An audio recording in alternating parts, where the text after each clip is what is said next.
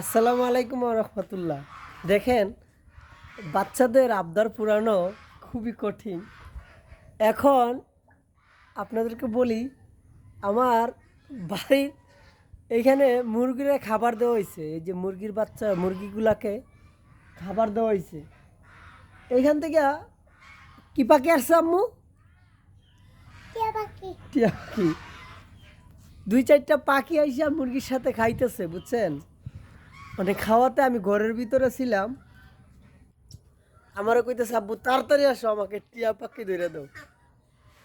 যে সে যদি বুঝতো আসলে কি পাখিটা আমি ধরতে পারবো না। আসলে সকল বাচ্চারাই তার বাবা মায়ের কাছে বিভিন্ন কিছু দাবি করে ভাই। আমরাও ছোটোবেলা করছি। তো বাচ্চাদের মন কীভাবে রাখছে, আমিও দৌড় ফেরে চলে আসছি যে আমার মেয়ের টিয়া পাখি ধরে দেবো। টিয়া পাখি কই বার করো, কই কই দাও ধরে দেবো, কই এনতে গেছে গা টিয়া পাখি এনতে গেছে গা রে। মানে টিয়া পাখি ধরতাম আজকে কেমন ধরবো আব্বাই গেছে গা তো।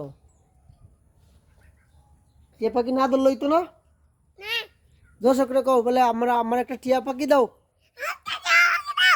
টিয়া পাখি দিয়া দাও আমার আব্বার বন্ধুরা, কও বলে টিয়া পাখি দিত,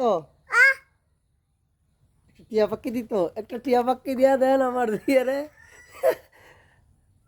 টিয়া পাখি ধরার লেগে আমার ঘর থেকে ঘুমি থেকে তুলে আনছে, বুঝেন? আমি আলঙ্গ শুয়ে আসলাম, আমার একে দৌড়ালি হয়েছে টিয়া পাখি দিতাম। তো অবুঝ বাচ্চারা আসলে বুঝে না, কিন্তু বাচ্চারা কলিজা ভাই।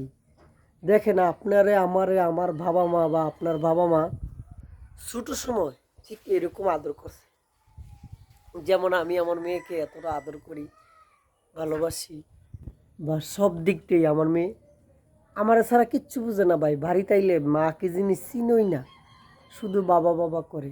আমার কলিজার টুকরার জন্য সবাই দোয়া করবেন। আর সবার এই ছোট্ট সময়ের কথা মনে আছে। তো ভালো থাকবেন সবাই, বাবা মার যত্ন নেবেন। আর যার বাবা মা নাই, বেঁচে নাই, সবাই দোয়া করবেন। ভালো থাকেন, সুস্থ থাকেন। আল্লাহ পাক যেন সবাইকে নেক হায়াত দান করেন, আমিন। আসি দাঁড়াও।